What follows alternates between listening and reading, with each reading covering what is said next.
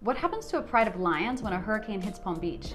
And who owns one of the largest cage-free animal parks in America? And why is one of the most ambitious animal conservation projects in the US hiding 15 miles west of Palm Beach? Hi, I'm Megan, the new girl in town, and I've been taking a fresh look at the institutions that shape Palm Beach. Welcome to Privet Palm Beach Presents, bringing you everything Palm Beach. Coming to you from our active storefront studio in the exciting new Nora District. This episode of Privet Palm Beach Presents is brought to you by Caprock, a privately owned multifamily office serving Palm Beach and beyond. Caprock provides independent wealth advisory and investment services for families, foundations, and institutions. Learn more at caprock.com. This week brings us the new girl in town with Maghan McDowell. Be sure to subscribe, follow, like, and share our multiple channels in the show notes. You've probably driven by the Lion Country Safari sign on your way back from the airport. Or maybe you heard the whispers that Larry Ellison's foundation bought an animal sanctuary in Loxahatchee. But did you know that Palm Beach County is home to some of the largest groups of rhinos, zebras, and lions in the country? I got a private tour of our own local safari park and I asked so many questions. How are the animals kept healthy and stimulated? What happens during hurricanes? And what's actually planned for the future of the park? Today, you're coming with me behind the gates. Let's go on safari. Lion Country Safari is on 250 acres, just 40 minutes out of town. It opened in 1967, founded by people from Africa who wanted to recreate the experience of an African safari. As the first cageless zoo in the United States, you can drag your car among the animals. It started with lions, but it's now home to about 90 species. Some of my favorites are antelope, ostriches, chimpanzees, rhinos, and giraffes. Spokesperson Haley McCann took me on a private tour to show how different this is than a typical zoo experience. I learned that the park offers large natural social groups of animals and expansive natural habitats for them to roam. Unlike the open savanna, the animals are grouped in different areas by large fences, and the goal is to not mix animals that look like they won't get along.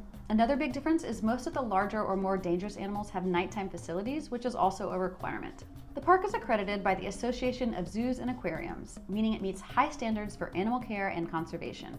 Some of the species here are in danger of extinction, and this park acts as a backup plan. One species of antelope we passed were previously listed as completely extinct in the wild.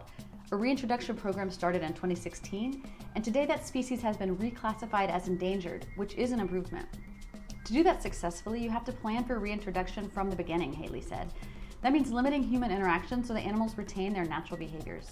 The park also doesn't have elephants. In the early 2000s, new recommendations for elephant social groups suggested that they relocate their few elephants to Dallas, where they could join a more productive breeding herd. Jane Goodall first visited Lion Country Safari in 1972 and returned nearly 20 times over the years. She had a special relationship with one chimpanzee here who lived to be almost 80. Chimpanzees can't swim, so they live on a series of islands. Keepers don't share space with them. Instead, they set up food and enrichment opportunities, then arrive by boat to rotate bridges between islands. The park has mental and physical enrichment programs for all animals, such as new foods, smells, and sounds, especially since they don't have to worry about finding their next meal. The day before I visited, there had been a special event where you could watch chimpanzees open Christmas gifts, which would include stuffed animals, clothes, and pieces of fabric. And what about those hurricanes? Some animals are moved into their nighttime facilities, but others, like zebras and antelope, have a natural flight instinct, so trying to contain them during a storm can actually be more dangerous. Instead, they instinctively move to low spots in the pasture. Haley told me that the animals often seem to know a storm is coming before the people do. I learned so much about different animals on our tour. Ostriches, for example, are kind of the definition of bird brain, and sometimes they step on their own eggs, which is why those eggs can withstand up to 300 pounds. One ostrich egg is equivalent to about 24 chicken eggs, and the park sells empty eggs in the gift shop. And apparently, zebras have a spicy attitude, but rhinos are generally docile and very big, so they get along well. The marks around their eyes that you see here is from a product to deter flies. It's the same product that is used on horses. And every zebra's pattern is unique, like a barcode. Some of the staff here went to Kenya to get full-body pics of zebras to then track them through GPS-enabled cameras to aid conservation efforts. They've also started doing the same thing for giraffes. By the way, giraffes have a very weird personality, Haley said. This one, named Bobby, seemed very friendly and curious.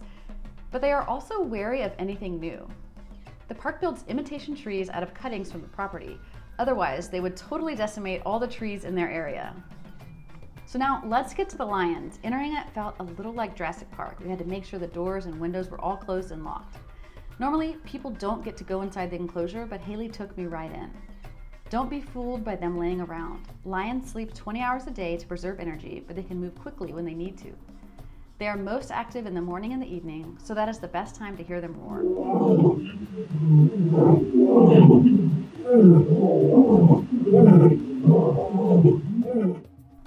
This is the largest habitat for lions in North America. They do have special lion fences, but there's not really motivation for them to go outside the gate because they have everything they need here in the park. A few weeks before my visit, the founding family sold the park to a foundation linked to tech billionaire Larry Ellison for a reported $30 million. In a statement, the park said that the Larry Ellison family has a long-standing commitment to wildlife conservation.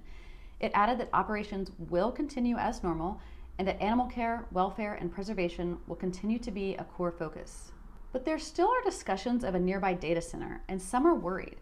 The nearby KOA campground, which was part of the deal, was recently closed, for example.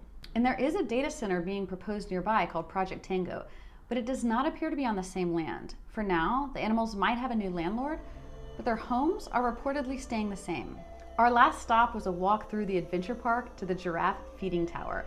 You pay for lettuce and feed the giraffes from eye level. It was a lot of fun and totally outside the norm, even in wild Palm Beach. Thanks for coming on safari with me. I'm Megan, the new girl, and I'm exploring Old Palm Beach with new eyes.